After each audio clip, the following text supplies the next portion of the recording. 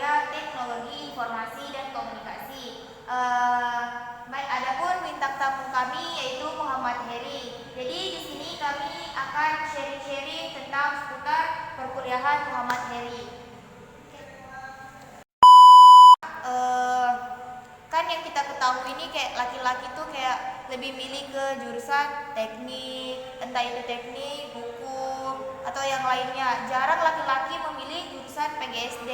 Nah, pertanyaannya, kenapa Muhammad Heri memilih jurusan PGSD? Nah, sebenarnya nih kalau saya tuh sebenarnya memang dari kecil tuh pengen jadi guru. Nah, dari itu saya ambil pertama tuh awalnya saya nggak ambil PGSD. Karena saya ke guru BK saya di sekolah saya kemarin, saya konsultasi, saya mau kuliah, saya mau jadi guru.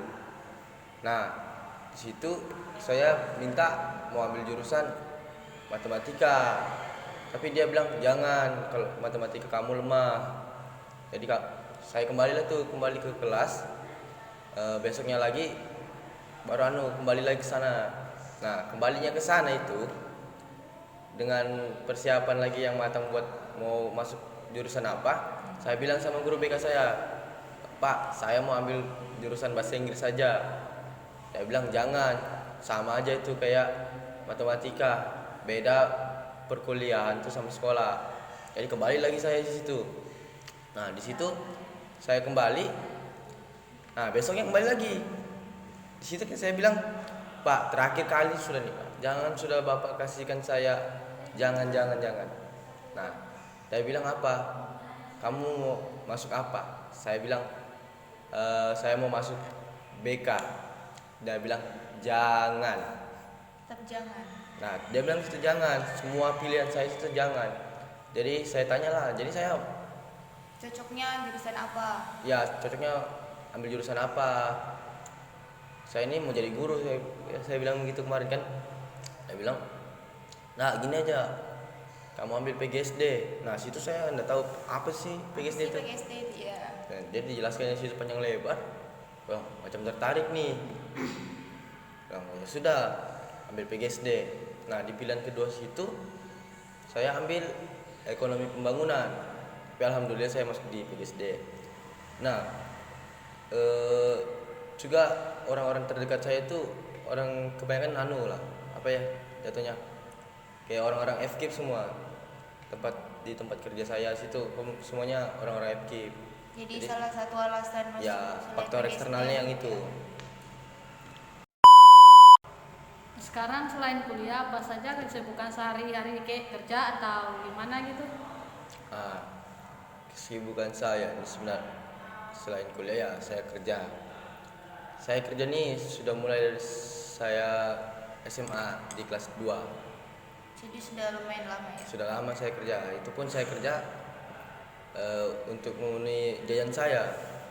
Apa saya mau beli bensin apa segala macam kan, itu saya beli sendiri tanpa orang tua. Nah, di situ saya kerjanya ya sekedar kerja buat cari uang jajan toh enggak tanpa ditabung. Kayak itu kesibukan saya. Nah, kesibukan kedua tuh sekarang lebih ke baca buku sih. Nah, ada 2 buku sih sekarang lagi saya baca, itu pendidikan kaum tertindas sama filosofi teras. Kenapa kamu milih membaca buku filosofi teras? Karena ada satu momen saya berpikir, kok bisa ya ada orang bisa sehumble sama setenang itu. Jadi saya tanya ke dia, kenapa bisa kamu walaupun kena masalah seperti ini tetap santai, terima apa adanya. Nah, di situ dia jelaskan, dia sudah baca filosofi teras. Dia bilang di situ di filosofi teras dia menjelaskan bagaimana apa yang bisa dikendalikan ya itu aja. Jangan sampai kita ke kebanyakan banyak mau mengendalikan apa yang tidak bisa kita kendalikan gitu. Intinya dia bisa hadapi dengan tenang tuh, bisa mengendalikan lah. Ya begitu. Nah di buku kedua tuh di Paulo Freire Pendidikan Kaum Tertindas, situ saya bertanya-tanya apakah saya sudah sesuai dengan jurusan saya sini. Ada satu sistem di mana dijelaskan di Paulo Freire, dia mengatakan sekolah-sekolah sekarang nih sekarang menerapkan konsep perbankan. Di murid ini adalah bank. Nah, gurunya nasabah. Jadi si guru ini cuma menabung, memasukkannya semua ilmu-ilmunya tanpa ada Berarti apa ya namanya? Inovasi apa dan segala macam itu kan. Jadi tanpa kayak gitu. Nah, nanti saat selanjutnya si guru kalau sudah si murid ini kalau sudah jadi dewasa, akan siapa tahu dia nanti jadi guru, dia akan menerapkan seperti itu. model metode yang sama Ya, yang gurunya lakukan. dia hanya memberi tanpa ada komunikasi dua arah kan, seperti itu. Kan sekarang nih kau kuliah sambil kerja nih. Jadi kenapa kau memilih untuk kuliah sambil bekerja? Padahal kan yang kita tahu tuh susah. Kayak Saya memilih kuliah sambil kerja ini satu, saya bukan dari orang yang berkecukupan. Saya juga orang tua saya juga sudah tidak ada kan. Nah di situ saya berpikir mau sampai kapan sih aku harus bergantung sampai sama orang tua. Nah jadi saya cari link buat kerja, alhamdulillah dapat dari pelatih saya kemarin. Nah, dia bilang kamu mau kerja enggak? Bilang, kerja boleh lah. Kerja apa? Aku tanya bilang jaga kedai sebagai barista. Oh boleh sih. Nah situlah awal mulanya sampai sekarang tuh aku kerja. jadi sudah ada 2-3 tahun kan. Iya 2 tahun. Selama kuliah sambil kerja itu ada nggak hambatan yang pernah kamu alami? Oh banyak.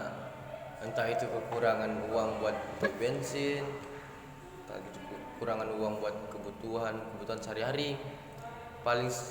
Yang paling menghambat tuh kurangnya waktu. Saya susah manage waktu tuh antara buat kerja sama kuliah. Biasanya tuh saya kerja tuh overtime. Nah itu sampai saya harus begadang sampai jam 4 pagi, jam 2 pagi. Sedangkan di jam 8 paginya itu ada perkuliahan. Itu sih hambatan yang paling terasa.